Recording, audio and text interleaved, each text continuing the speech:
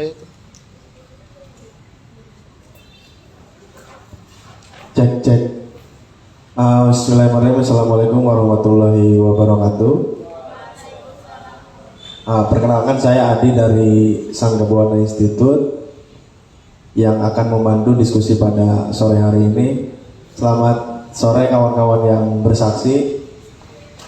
Pada kesempatan hari ini kita sudah yang ketiga kalinya untuk mengadakan kegiatan majelis kesaksian, dan ini insya Allah akan terus berlanjut sampai kita merasa cukup dan merasa lelah ya.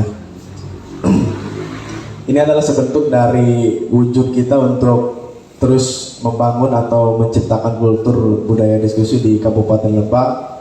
Karena itu kita coba untuk hadir di tengah atau untuk mengaktifasi ruang publik yang memang sangat memungkinkan untuk menjadi bahasa atau tuturan-tuturan ilmiah yang biasanya itu juga dibicarakan di dalam kampus, tapi kita mencoba untuk menyeret soal-soal ilmiah yang biasanya ada di kampus untuk dibicarakan di ruang publik seperti pada sore hari ini.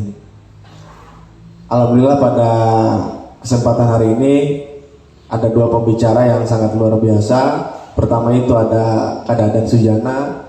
Beliau adalah peneliti di Banten Heritage yang sudah lama berkecimpung dalam soal kebahasaan, sejarah dan lain sebagainya.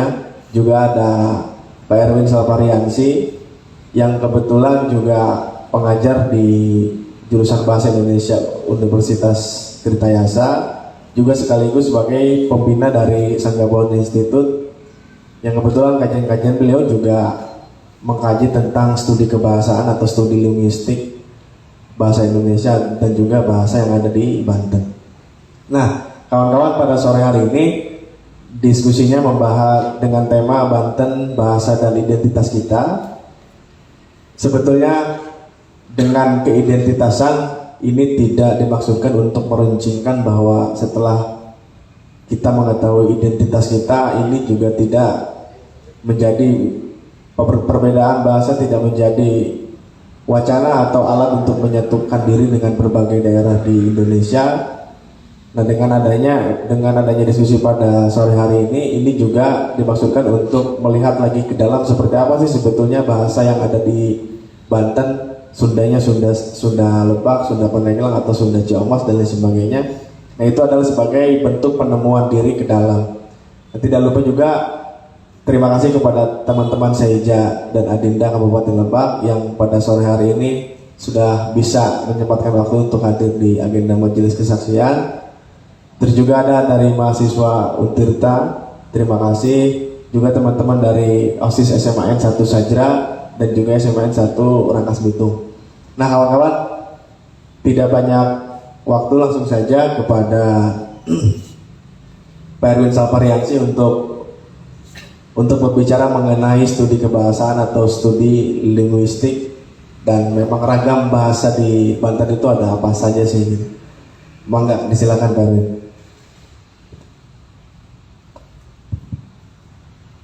Terima kasih Pak Adi.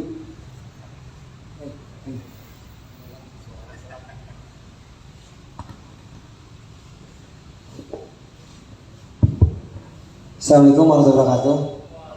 Ini rada gandeng kali ini. Nah, rada gandeng. Kalau ini rada gandeng itu bagian dari ragam bahasa, nanti saya jelaskan.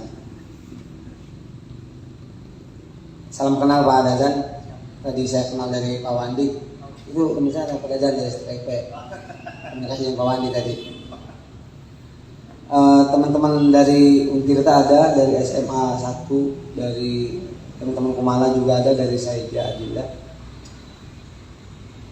Hari ini kita berbicara tentang ragam bahasa.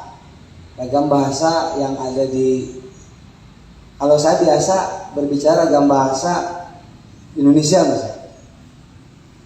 Berbicara ragam bahasa Indonesia kan berapa suku bangsa di Indonesia, maka berapa ragam bahasa ada di Indonesia. Kita jangan jauh-jauh. Di Lebak saja, kita berbicara di Lebak.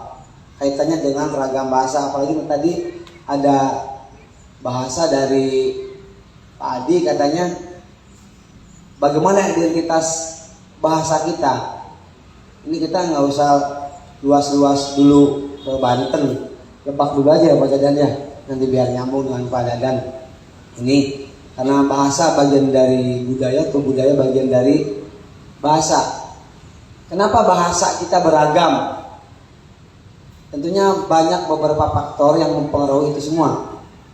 Terpengaruhnya bahasa yang beragam ini itu dari banyak faktor. Tidak hanya faktor kebiasaan, faktor-faktor sosial.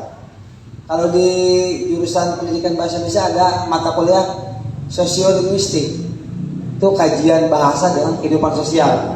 Artinya bahasa-bahasa yang memang sering digunakan dalam kehidupan sosial. Jadi berbicara bahasa kaitannya dengan kehidupan sosial, ya bahasa-bahasa yang sering kita dengar, sering kita jumpai, bahkan sering kita pakai. Faktor-faktor yang mempengaruhi tentunya banyak. Semakin banyak penutur menggunakan tuturan bahasa tersebut, maka semakin banyak ragam bahasa yang akan kita dengar. Tuh. Faktor apa saja yang mempengaruhinya? Faktor sosial, tentunya kita melihat dari faktor sosial. Ada apa dalam sosial masyarakat? Misal faktor pekerjaan. Berbedanya pekerjaan itu akan menyebabkan berbeda pula bahasa yang kita keluarkan.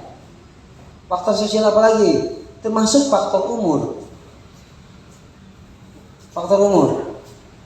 Walaupun ada bahasa semakin tua orang belum tentu dewasa dalam berbahasa. Ya itu sih kan hanya bahasa yang sedikit. Tapi secara umum, yang kedewasaan itu akan mengubah bahasa menjadi lebih bijak. Tuntutannya anak-anak, remaja, dewasa, dan tua. Anak-anak, remaja, dewasa, dan tua itu tentunya bahasa yang berbeda. Faktor lain, faktor sosial lain, tadi faktor pekerjaan, faktor umur, termasuk pada titik faktor bedanya jenis kelamin. Berbeda jenis kelamin tentunya berbeda pula bahasa kita. Terakhir yang sangat berpengaruh adalah faktor latar belakang kedaerahan. Kita langsung saja pada contoh. Di Lebak mayoritas kita berbahasa Sunda. Ya kan? Dalam ragam bahasa itu banyak jenisnya. Contoh ada dialek dan dialek. Kalau dialek itu contoh bahasa, ciri bahasa yang diungkapkan berdasarkan latar belakang daerah. Dialek. Kalau dialek, ciri bahasa yang diungkapkan oleh perorangan, individu. Pak Adi misal nelpon saya, nggak tahu yang nelpon itu siapa, nggak terlihat, wajahnya tidak terlihat, kan? Teka tingali itu, bangetan teka tingali. Saya hafal itu adalah Pak Adi dari logatnya, itu masuk ke ranah dialek. Berbeda dengan dialek. Untuk Lebak saja, saya rasa bahasa orang Kidul dengan orang Utara beda pada dan. Untuk dialeknya, ragamnya. Orang Malingping ya? Oh, enggak, orang Malingping. Kesana, Ipan dia mah gitu. Beda. Apalagi orang Pangkarangan panjang. Mana kemana? Beda. Belum lagi bahasa-bahasa yang dicampur. Tadi saya biar suaranya keras. Biasa campuran bahasa terjadi, ya kan? Kalau di ilmu bahasa namanya code switching atau campur kode. Kamu kemana aja? Aku cari-cari gok darupun. Nah, itu bagian di ragam bahasa. Hasanah bahasa yang memang ada dan sering kita dengar. Padahal kan misal di sini tampil ngomongnya bagus. Saya beri instruksi, ayo semuanya, tepuk tangan yang pedas. Tidak ada bahasa pedas dalam bahasa Indonesia, pedas. Kamu kok bicaranya habak banget sih? Habak banget. Itu bagian dari identitas bahasa yang memang ada. Kenapa tidak menggunakan bahasa Indonesia saja? Kita adanya di Lebak. Bahasa ibu kita tentunya Sunda. Ketika kita bicara bahasa Indonesia, ada sisipan bahasa ada sisipan bahasa Sunda ke dalam bahasa Indonesia, dari bahasa Indonesia yang kita tuturkan, itu bagian dari identitas kita. Itu orang Lebak, orang Banten. Belum lagi misal bahasa berdasarkan latar belakang faktor yang mempengaruhi ragam bahasa. Bahasa berdasarkan latar belakang daerah. Kita udah mulai ke Banten nih, udah mulai Banten.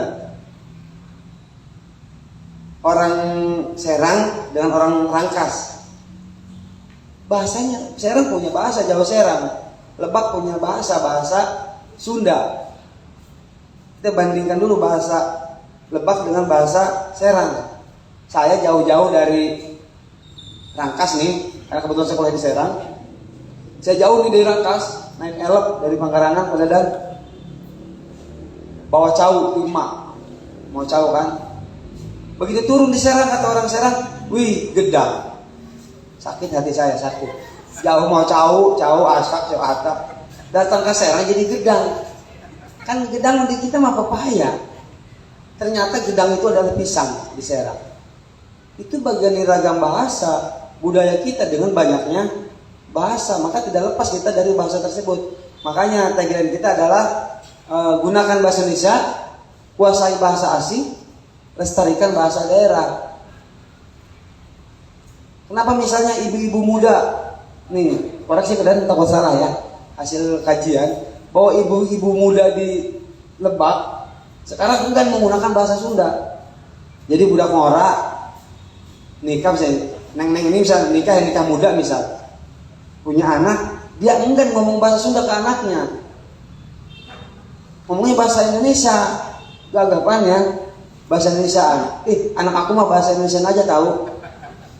Atau cicing lagi di Lebak, kenapa tidak menggunakan bahasa Sunda? Bahkan disinyalir remaja hari ini dan bisa jadi untuk bahasa Sunda lemes itu tidak hafal. Kembang kadu naon, kembang cabe naon. Itu kan kandang kuda naon, kandang gajah naon ya. Yang kalian tahu kurung kotok ya kurung kotok aja. Tidak begitu. Ya kandang kuda istal ya, kembang kadu olohok. Itu kembang cabe mencenges. Itu nggak bakal tahu remaja-remaja hari ini. Mereka mah taunya mager, kepo, keles. Itu kan main, teh uga, taunya itu. OTW baper. Taunya. Kembang kadu olohoknya. Gitu, kembang cabai naon, kembang kuda, karena kurung kuda istal juga tidak tahu. Nah itu memang bagian budaya yang memang harus kita kembangkan lagi. Harusnya ada komunitas yang konsen pada hal itu, Jadi budaya dengan bahasa Sunda kita itu tetap ada. Susah kita bandingkan dengan bahasa kita, sama-sama bahasa Sunda. Bahasa Sunda kita dengan bahasa Sunda Priangan, ya kan? Sama-sama Sunda. Ya kita punya budaya sendiri. Kita nyaman dengan bahasa Sunda kita. Walaupun kalau kita pakai di Bandung itu kasar. Orang Bandung mengungkapkan kata anjing biasa aja. Anjing gelis mana anjing? Anjing gelo mana kasar anjing? Ya anjing binatang. Coba orang Lebak anjing dia kali anjing. Enggak enak. Itu bagian dari budaya kita, bahasa yang memang kita punya. Bahasa kita kasar, kita nyaman dengan bahasa kita. Tapi kita tidak menutup kemungkinan kita mampu dong berbahasa yang lembut. Karena kita pelajari. Itu. Banten tadi saya balik lagi ke Banten antara Sunda Rangkas dengan Serang. Serang bisa bahasa Sunda bisa. Hanya berbicara dialeknya akan beda. Orang mah nyeri beteng. Orang Serang langsung bilang nyeri beteng. Beda dialeknya. Orang biasa bayang ngomong, belum lah banget amat. Orang Serang, berem banget. Nah itu yang membedakan bahasa kita. Gitu kan? Lestarikan, jangan sampai punah. Tapi jangan sampai dipakai dalam situasi yang formal. Daripada menggunakan bahasa-bahasa gaul ya. Menjir, sekarang menjir. Jir, ada apa-apa menjir. Kalau Sunda mah kan biasanya kalau ada yang bagus, gelo bagus, enak mah lain gitu. Banyak remaja-remaja Rangkas yang bahasanya gaul. Saya penelitian di STSIP Budi tentang pergeseran bahasa pada dari penggunaan remaja Rangkas Bitung menggunakan bahasa itu bergeser sekali bahasanya. Ditanya bahasa lemes mesti bisa bahasa lemes mah. Tambah ketika ngomong bahasa Indonesia ya tidak baku yang mereka ucapkan. Itu bahasanya anjir. Monyet di mana lu monyet? Biasa ya. Padahal nggak saling hina, enggak. Cek di WhatsApp remaja-remaja hari ini.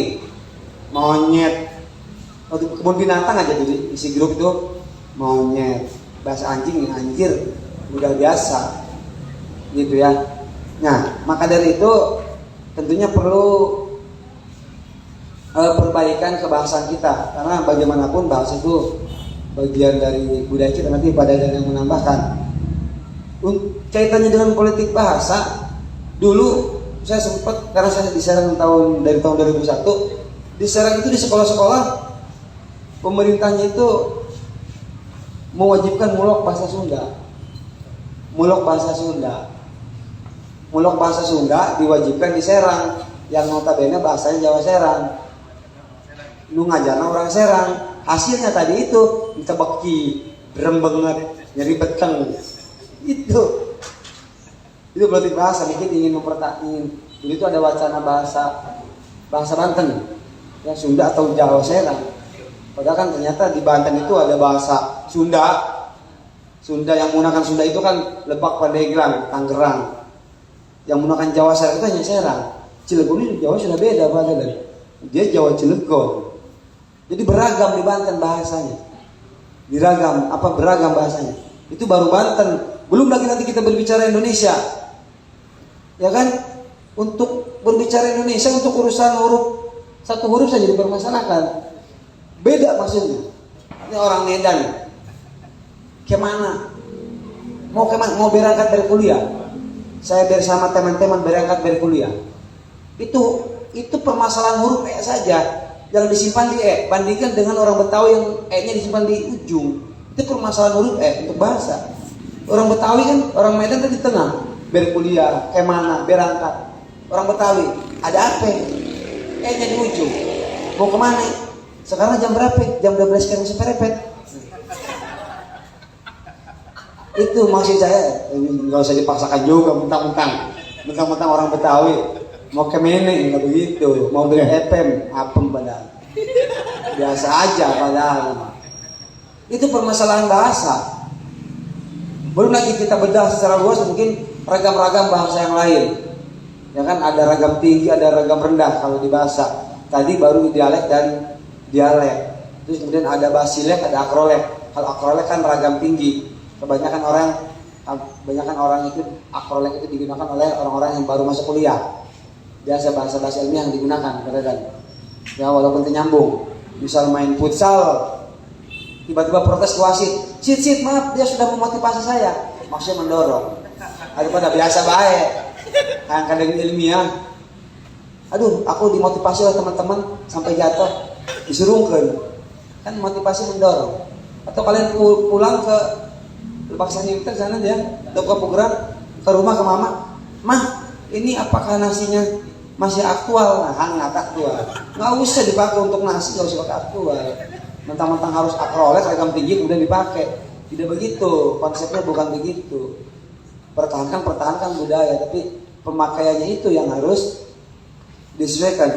Mungkin masih kita maklumi kalau misalnya bahasa enjir, monyet, kalau hanya dengan teman. Mahasiswa Padadan misalnya, Padadan, lo di mana? Gua mau minta tanda tangan. Padadan nggak bakal terima dong. Maka ada namanya ragam bahasa dari segi penggunaan. Itu kan ada ragam formal, ragam resmi, ada ragam akrab, ada ragam santai. Ragam akrab dan ragam santai itu beda. Saya dengan Pak Adi Kuntul ini sudah akrab, ya, sudah akrab. Maka bahasa yang digunakan ragam akrab. Ketika saya bilang Pak Adi bilang kuntul, Pak Adi laku-laku terbuka kebogo, dia tidak akan tersinggung karena yang saya gunakan ragam akrab, ragam santai. Misal saya tiba-tiba ke si A ini bilang, ih dia goreng amat dia begitu, tersinggung dia, karena saya tidak ada keakraban dengan itu. Maka perlu kita mengetahui mana ragam akrab, mana ragam santai, mana ragam formal, mana ragam resmi, sehingga di mana kita berbahasa, kapan kita berbahasa, dengan siapa kita berbahasa, apa yang kita bahasakan kita paham. Tentunya mahasiswa Padadan dengan Padadan, kalau mau bertemu dengan Padadan pasti mungkin aku kamu atau bagaimana ya. Padadan saya sedang di kelas, apakah Padadan ada di ruangan, kan pasti begitu. Aku kamu pun kalau ragam akrab aneh, akan aneh. Padadan di mana? Aku di sini ya, maka boga Padadan. Kalau aku kamu, nah aku kamu. Apalagi kalau udah ayah bunda, bisa kacau. Itu. Nanti ada tambahan dari Padadan tentang ragam bahasa. Saya hanya membahas sekilas. Nanti biar Padadan yang menambahkan, selebihnya kita diskusi.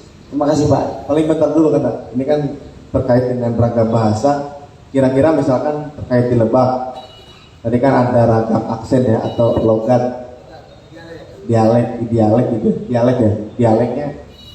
Apakah letak geografis juga mempengaruhi misalkan orang Manggarangan dalam bentuk orang Bayang cowong karena memang harus nih suara ombak misalkan itu apakah memang ada pengaruhnya?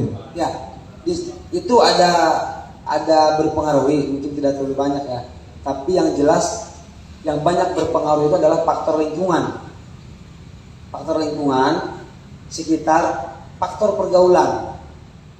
Makanya saya punya anak nanti Inggris di keluar tuh, dia bisa ke bapak ngomong nyet gue beliin boneka nyet, nah, bisa begitu kan. Nah itu faktor pergaulan. Bisa jadi faktor geografis, karena mungkin daerah Panggarangan itu cowong, gogor-gogokan, karena daerah pesisir kalau ngomongnya lembut ya tidak akan terdengar. Itu pernah diteliti dalam bahasa Jawa Solo dengan bahasa Jawa sebelah sana, Semarang ya, Surabaya, keras dan lembut. Solo itu relatif lembut ya, kebetulan saya lama di Solo, itu bahasanya lembut.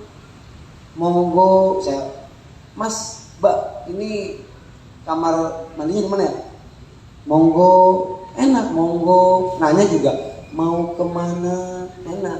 Cuman bingung lah mau kecopetannya, tolong atus kabur copetnya. Makanya orang Solo Matara Uli, dia bisa kacopetan ya tahun dulu. Nah, oke, karena terus ini terkait dengan anak-anak muda misalkan yang tadi penelitian di Rangkas Bitung jarang menggunakan bahasa daerah.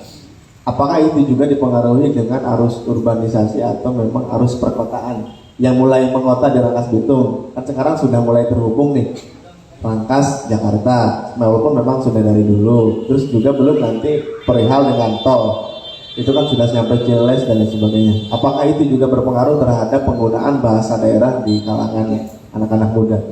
Ada dua penelitian yang berbeda.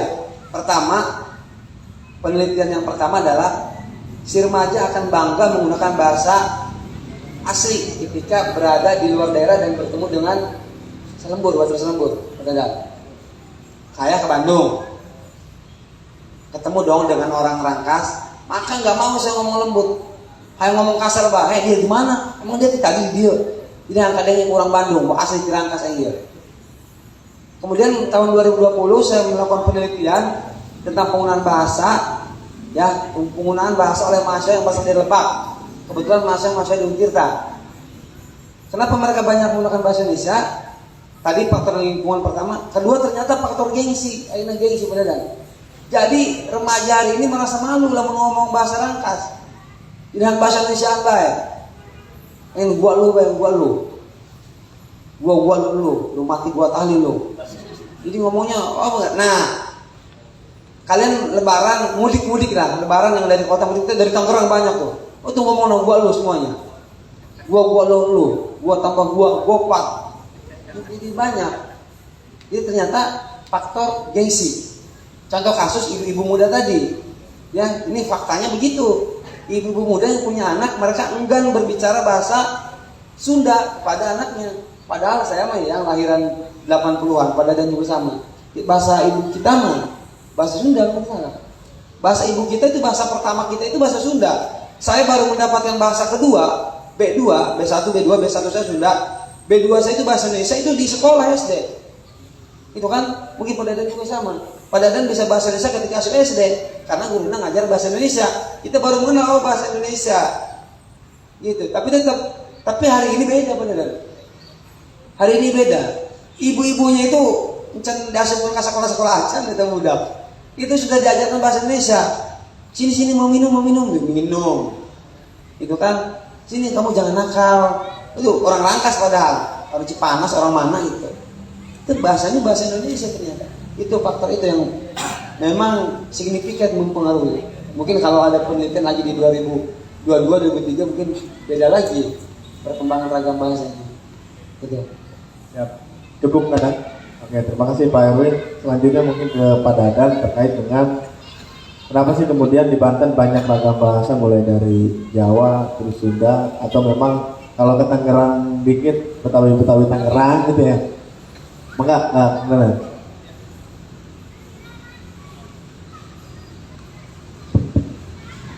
Baik, Assalamualaikum warahmatullahi wabarakatuh. Kang Erwin, kita bertemu lagi kan? Pernah ketemu di Untirta? Kami Kabu Ade Husnul Mawadah.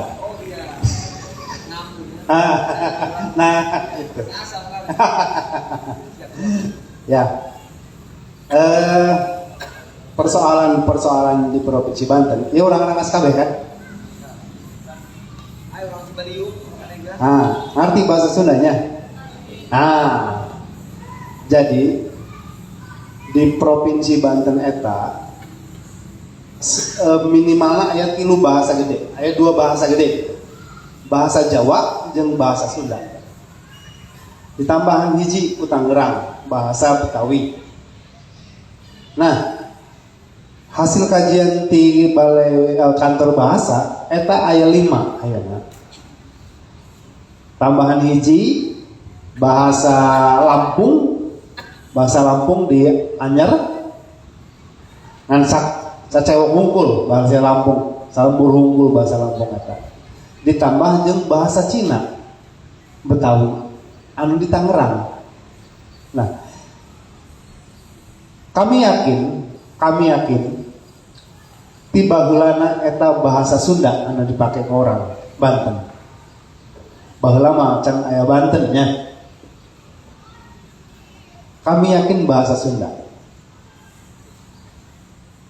Ketika orang-orang Jawa masuk, orang-orang Jawa masuk, itu menyebarkan mereka bahasa Jawa. Coba, ayeuna dijajar ke orang, di Cilegon, ka Serang, ka Tangerang, ka Jakarta, ka Bekasi, ka Karawang, Indramayu, bahasana hampir mirip bahasana eta. Bahasa Jawa. Indramayu, Cirebon, Tegal, kalituna Brebes, kalitu terus. Eta bahasana hampir mirip. Nah, nu dipake ku orang Banten eta bahasa Sunda.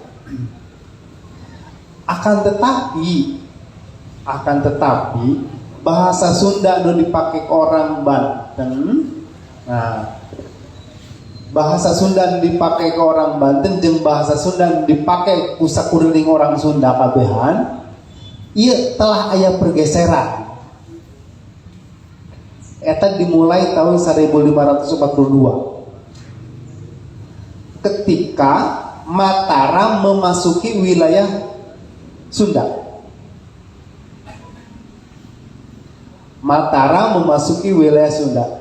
Sanajan orang Sunda eta pernah ngadenge teu orang Sunda ulah kawin jeung orang Jawa nya eta kupedah aya hiji naon ngaranna mitologi anu berkembang di Sunda tentang peristiwa bubat. Orang bubat eta baheulana orang bubat orang Jawa Timur, ya, orang Jawa Timur baheulana maehan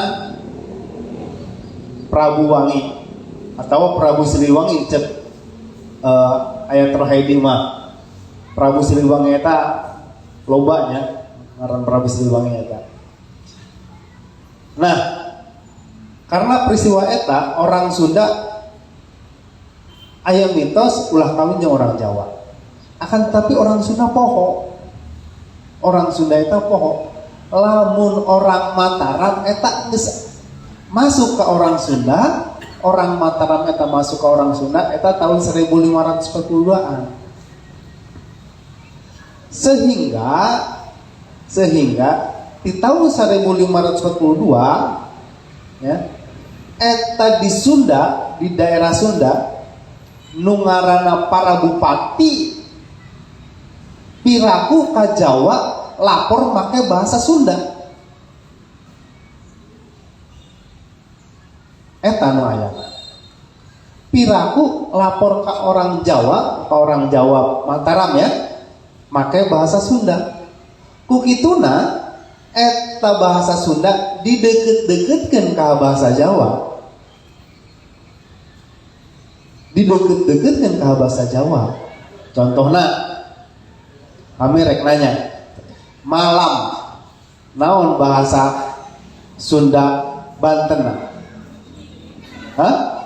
Peuting. Bahasa Sunda Priangana? Wengi. Bahasa Jawana? Bengi. Nah, aya deket tina bahasa Sunda karena bahasa Jawa. Bahasa Sunda Priangan ka bahasa Jawa. Contoh deui. Hari bahasa Sunda belah dieu naon tah? Poe. Bahasa Sunda Priangan naon tah? Dinten. Bahasa Jawana naon tah? Bahasa Jawana Dina atau Dino di bahasana. Eta kan ngadeukeutan. Sampai-sampai nepi ka aya pameo menyebutkeun kieu. Orang Jawa datang ke orang Sunda baheula nya. Orang Jawa datang ke orang Sunda, monggo jorogon, monggo colok. Maksudna mah mangga calik gitu. Tapi ku pada hayang Jawa monggo colok gitu. Ya. Jadi ulah kitu-kitu teuing gitu. Nepi ka hurufna ge diubah.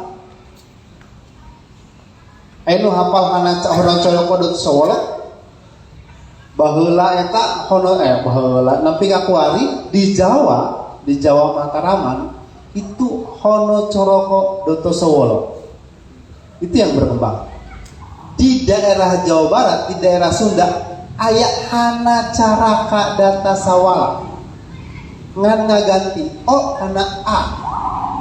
Huruf lagi hampir mirip. Hana caraka data sawala. Cek orang dia macam anak cilaka bapak kabawa. Jadi hampir mirip.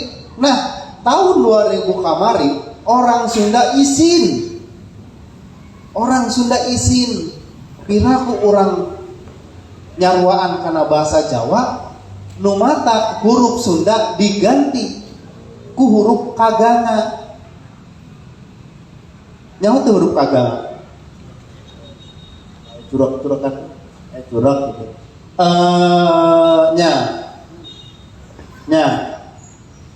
Hurufna leuwih kolot tibatan huruf hana caraka. Huruf kaganga eta. Jika angka 7 lah. Ya, bersudut-sudut gitu. Nah, eta tahun 2000-an ku pedah orang Sunda izin. Piraku orang Sunda ieu sarua jeung huruf Jawa. Akan tetapi celakana bahasana tidak berubah. Bahasa yang digunakan tidak berubah, sementara hurufna berubah. Jadi ada penggunaan di lain itu. Oke lah kalau lamun bahasana tidak berubah, oke lah nggak apa-apa. Jadi mah pakai ke masyarakat. celakana ayah orang Sunda di Priangan sana tidak mau orang Sunda di Priangan sana mengakui bahasa Sunda yang digunakan oleh orang Banten itu kasar. Dan lebih celaka lagi, orang nu ngomong ngarasa kasar. Tak celakana. Padahal mah kuari mah geus eueuh nu kasar nu halus eta. Ku kituna ngomong pemikiran kami ieu sajalan jeung pemikiran Mikihiro Murayama, peneliti asal Jepang, ya, dengan pemikiran Benjamin J. Mayer, peneliti asal asal Singapura. Mereka mengatakan bahasa Sunda yang ada di Priangan sebenarnya itu bahasa baru, karena mendapat anasir-anasir bahasa dari bahasa Jawa.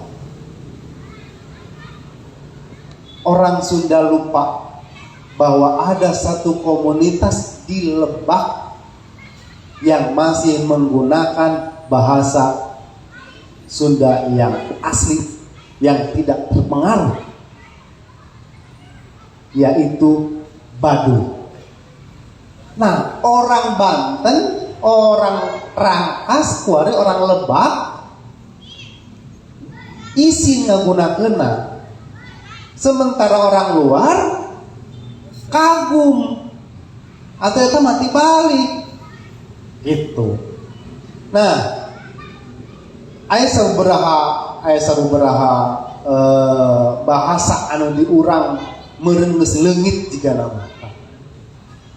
Caritana tahun 1888 geus lain can lain meureun. Kami panggil jeung orang Subang keur ngobrol kieu. Kami ngagorowok tegeran taglas. Nah, lamun tegeran eta naon tina benak maraneh ya. Tegeran. Cekal kan? Nah, beda jeung orang Priangan mah, orang Subang. Tegeran eta tina hate. Nyakal tapi tina hate, henteu dicekal kieu. Teger tina hate mana cicing bae ngajedog. Mati. Oh, Dijajah. tapi cek urang mah tegeran eta nyekel gitu tah. Nyekel bari ngkreket gitu nya. Nah, tegeran gitu.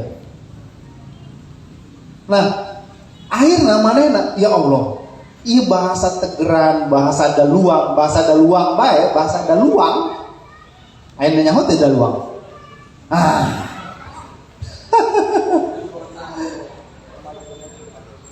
Daluang eta diurang dipake kaprah. Nyebut kertas eta daluang.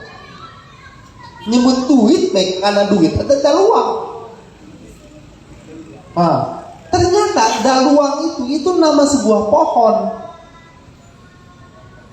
yang berfungsi sebagai kertas dulunya. Ayeuna coba mokla nyaho teu mokla? Nah, darah. Eta mokla. Nah, kami kebenaran di STKIP ngajar bahasa Sunda. Ngajar bahasa Sunda Banten ceritanya. Ngobrol jeung mahasiswa teu nyambung. Kan bang ngomong naon mahasiswa, Pak naon hartina? Aduh, bingung. Ternyata jing kalau di Pandeglang, jing itu bahasa yang biasa digunakan, di Warung Gunung juga bahasa yang biasa digunakan. Itu tidak digunakan di Lebak, di Rangkas Bitung, di Cirinten, di mana-mana, di Bojongmanik itu bahasa jing. Di Penggarang ya, cingnya. Eta imbuhan. Nah, di Banten iya eta banyak bahasa. Kami mah karena salut ke orang-orang Banyumas. Mereka sudah mampu memproklamirkan bahwa bahasa Banyumas ini berbeda dengan bahasa Jawa yang ada. Nah, kami hayang tumbuh tina bahasa Banten. Karena eta bahasa Banten, eta bahasa asli, bahasa Sunda. Sejarahnya ngomongkeun kitu gitu kan. Kunaon urang teu ngungkap ayeuna bahasa-bahasa urang kuari ambe ayat tina hiji kamusna dijieun aya pertemuan yang eta menghasilkan bahasa Sunda Banten anu puguh. Hatur nuhun. Assalamualaikum warahmatullahi wabarakatuh. Oke Kang, melanjutkan yang sedikit tentang percampuran kebudayaan bahasa. Tadi kan Kang Dadan menyampaikan bahwa bahasa Jawa di Serang itu juga ada percampuran budaya dari Mataram kalian. Mataram yang memang sudah merangkak masuk itu zaman kalau di Sundanya Pajajaran, Salaka Negara atau Roma Negara? Baik, kalau di Sundanya itu pada saat pasca kerajaan Sunda. Jadi masuk kepada pasca Pajajaran bahkan. Karena begini, tahun 1518 Masehi ya, ada temuan di Garut ya, yang kita kenal sebagai bahasa yang sekarang menggunakan bahasa Priangan. Di Garut itu ada naskah, banyak naskah di Garut. Ternyata naskah itu adalah Sang Hyang Siksakanda Angkaresian, nama naskahnya. Ternyata bahasa Sundanya, bahasa Sunda kuno ya, yang mirip dengan bahasa Sunda yang biasa digunakan oleh orang Banten sehari-hari. Lantas ada prasasti di Kawali Ciamis yang menggunakan huruf kaganga. Bahasa Sundanya, bahasa Sunda yang mirip dipakai oleh orang Banten. Satu contoh. Dalam prasasti itu ya, nyatu tambah ponyo, piraku karaja nyebut nyatu ya, harita gitu. Tapi itu yang terjadi, karaja eta nyatu, sementara nyatu eta dipakai orang Banten. Nyatu dah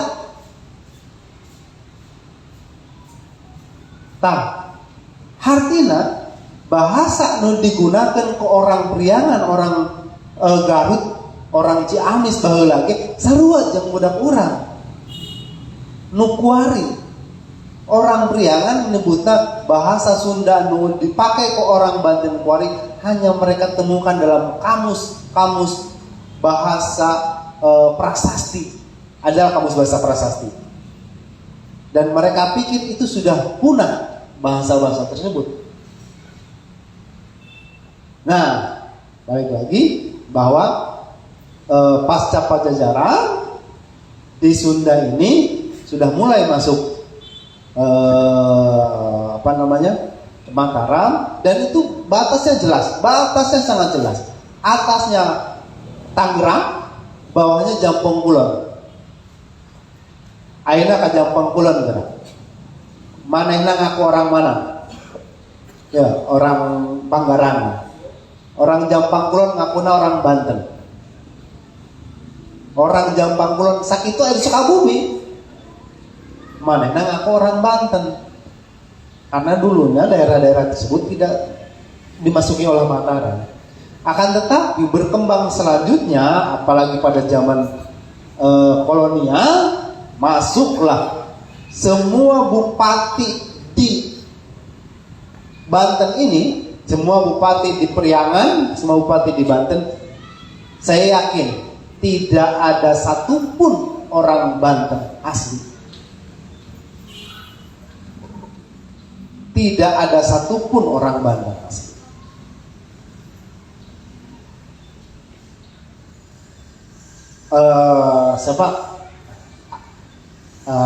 Siapa dengan Multatuli itu? Bukan Bupati Lebaknya? Arya Kartaningrat. Nah, dia juga orang Cianjur yang jadi bupati di sini, yang dikubur di sini. Mereka juga orang Cianjur. Nah sekarang begini deh, bagi orang Priangan, bahasa Sunda yang paling dianggap sebagai bahasa Sunda yang paling lemes, itu bahasa mana? Bahasa Sunda Cianjur kah, bahasa Sunda Bandung kah, bahasa Sunda Ciamis kah, atau bahasa Sunda mana? Cianjur. Kenapa? Karena ibu kota Jawa Barat dulu Cianjur. Kami yakin lamun ibu kota Jawa Barat bageula dirangkas, jika nama bahasa Sunda rangkas dipakai. Gitu.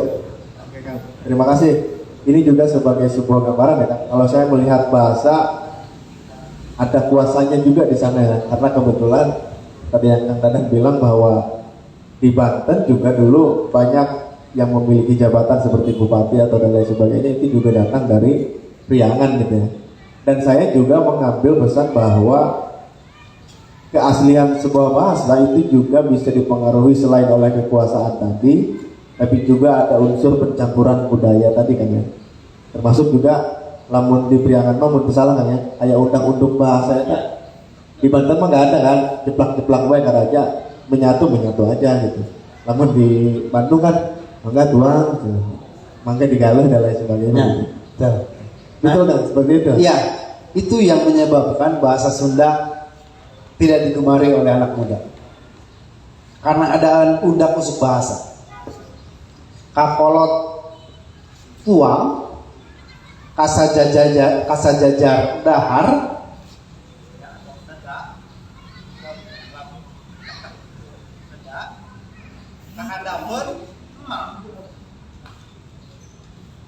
jadi orang-orang Sunda, orang-orang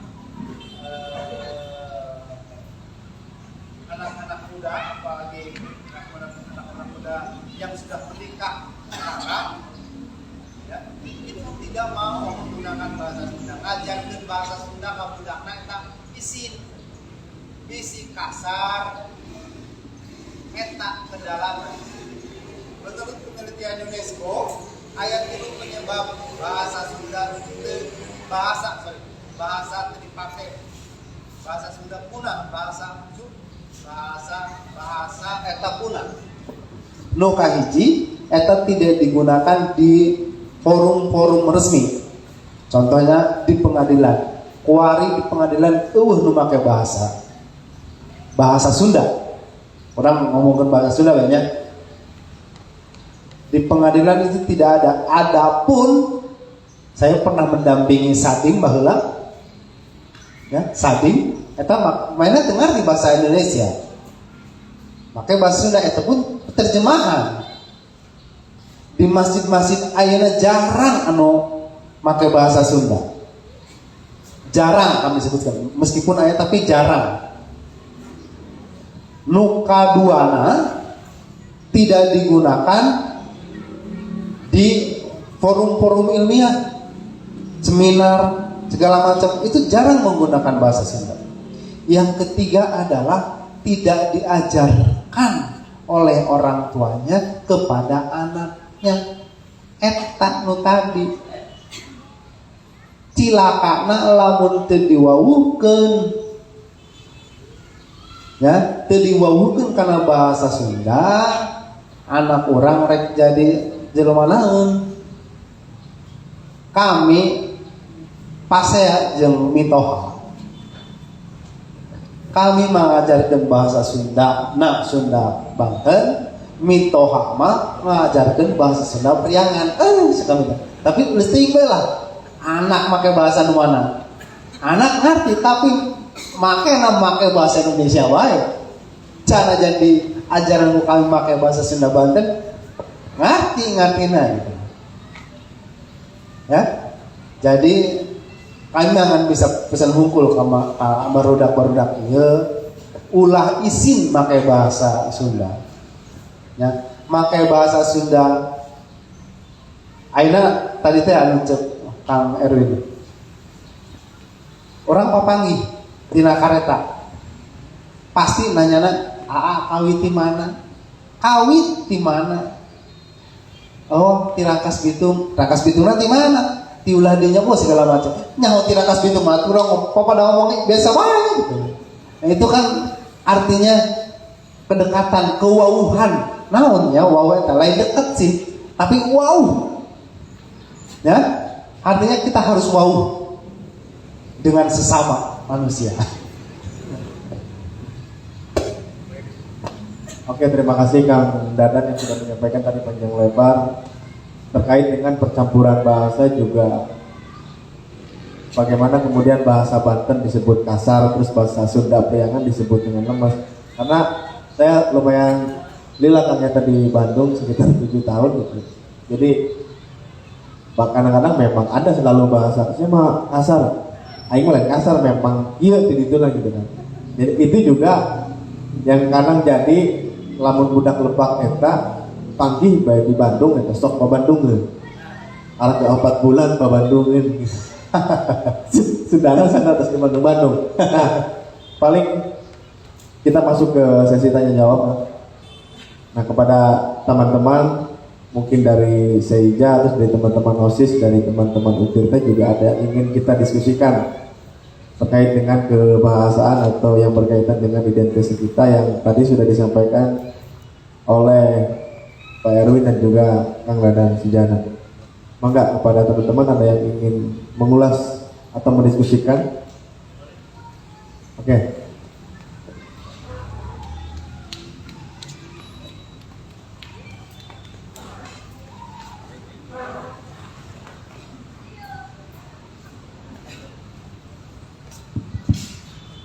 Selamat sore teman-teman semuanya. Di sini saya nggak buat bertanya sih, lebih ke coba kita diskusiin kembali gitu. Ini juga jadi apa ya? Bagi saya satu hal yang urgensi gitu. Jadi intinya doang Banten dia mana jing gitu kan. Nah, saya mau sedikit ngebahas secara historis gitu. Tadi udah ngebahas soal prasasti gitu. Bahwa kalau saya punya argumen sendiri bahwa bahasa Sunda ini berasal dari satu bahasa yang sama gitu, dari sumber yang sama. Jauh sebelum Pajajaran kita pernah mengalami masa Tarumanegara, termasuk juga salah satu koleksi di museum ada prasasti Cindanghyang. Itu juga apa ya, suatu bahasa Sunda yang sudah mengalami percampuran antara indianisasi gitu. Lalu kemudian kenapa ada dan itu pemusatan bahasanya itu secara geografis kan saya ngelihat secara geohistorisnya Bogor gitu menjadi sebuah pusat pembahasan itu. Lalu kenapa adanya pemisahan gitu antara Sunda kasar gitu, Sunda halus gitu. Mungkin saya adalah orang yang menolak adanya strata bahasa dalam bahasa Sunda gitu. Udah nggak ada hal halus dan hal kasarnya gitu. Kemudian saya setuju juga bahwa bahasa juga dipengaruhi karena adanya sebuah geografis gitu. Dan juga saya setuju dengan ada bilang bahwa bahasa Sunda yang masih alami murni gitu, itu Baduy karena dia ada dari Pajajaran tersendiri gitu. Itu yang jadi alasan kenapa akhirnya kasar dan halus gitu. Saya juga punya satu pengalaman gitu. Ketika saya datang ke daerah selatan, Sundanya itu udah mulai beda dengan Sunda kita gitu. Dia lebih lantang, lebih keras. Setelah saya lihat, kenapa sih gitu bahwa mereka ini ngomongnya seperti itu gitu. Ternyata letak antara rumah dan rumah itu berada jauh gitu, bahkan hingga lebih dari 5 meter gitu. Mereka tipe orang yang berbicara tidak menyamperkan gitu, tapi ngomong dari rumah ke rumah. Jadi komunikasi jarak jauh, makanya Sunda mereka agak lantang gitu. Oke, selanjutnya saya mau ngebahas soal bagaimana bahasa Sunda ini tidak eksis dalam kalangan orang-orang muda gitu. Saya juga punya satu pengalaman bahwa saya punya teman ini dia dari Jakarta yang kebetulan dia punya darah Banten gitu. Dia minta tolong bikinin sebuah naskah menggunakan bahasa Banten perkenalan. Di situ saya bilang bahwa tolong sebutin perkenalnya aing bukan abdi gitu. Tapi pada akhirnya setelah saya baca, akhirnya saya kasih ke orang tersebut, dia ganti dengan abdi gitu. Saya tanya kenapa? Masa sih pakai aing katanya? Ya entah gengsi atau gimana gitu. Bagi saya kenapa hal itu bisa terjadi di kalangan muda? Karena bahasa Sunda ini konotasinya terlalu tradisi gitu. Kita ngelihat bahwa tradisi ini kuno gitu. Bahasa Sunda ini terlalu udah tua banget gitu jatuhnya. Sekarang kan muncul gitu tradisi-tradisi kayak bahasa Jaksel gitu, bahasa lebih ke kota-kotaan. Saya juga bisa bilang bahwa Rangkas Bitung di Lebak ini bahasa Sunda bisa mungkin 5 tahun 10 tahun ke depan udah bisa dibilang hilang karena kita bisa lihat mobilitas di udah ada tol, udah ada KRL, itu bisa mempengaruhi budaya bahasa. Terima kasih. Baik, terima kasih. Jadi coba untuk mendiskusikan tentang lebih ini kali ya, tentang bagaimana pengalaman berbahasa atau sejarah dari sebelum penjajahan. Dulu juga kita ada Tarumanegara tentang bahasa Banten yang bisa jadi juga mengalami penyederhanaan mungkin kan ya, mengalami terus perubahan-perubahan seiring dengan berkembangnya pada zaman di tiap-tiap kerajaan tersebut kali ya kan. Mungkin seperti itu. Barangkali ada yang mau menambahkan terkait dengan tadi yang coba untuk didiskusikan. Yang ada dulu mau merespon mungkin. Baik, mohon. Kalau melihat dari masalah silam, bahasa itu memang mempengaruhi ya.